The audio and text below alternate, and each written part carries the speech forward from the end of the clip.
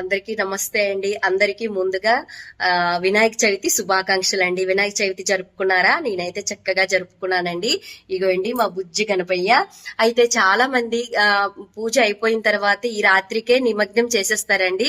కనీసం ఒక 3 రోజులు గాని, ఒక 5 రోజులు గాని స్వామివారికి మన ఇంట్లో ఉంచి అంటే గణేష్ నవరాత్రులలాగా ఒక 3 రోజులు గాని, 9 రోజులు గాని, ఇంకా 5 రోజులు గాని స్వామివారికి దీప ధూప నైవేద్యాలతో మన ఇంట్లో ఉంచుకుంటే స్వామివారు మన ఇంట్లో ఉండే అన్ని విఘ్నాలు తీసుకువెళ్ళిపోతాడండి.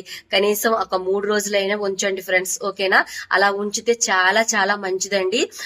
ఇగోండి ఇక్కడైతే నేను పూజ చేసుకున్నాను. మీరందరూ పూజ చేసుకున్నారా? చేసుకుంటే కింద కామెంట్ బాక్స్ లో నాకు పోస్ట్ చేయండి. నేనైతే సింపుల్ గా చేసుకున్నానండి, ఓకేనా? సర్వేజన సుఖనో భవంతు. అందరూ అష్టైశ్వర్యాలతో ఆరోగ్యాలుగా ఉంటారని మనస్ఫూర్తిగా కోరుకుంటున్నాను. ఇంకొకసారి అందరికీ వినాయక చవితి శుభాకాంక్షలు ఫ్రెండ్స్.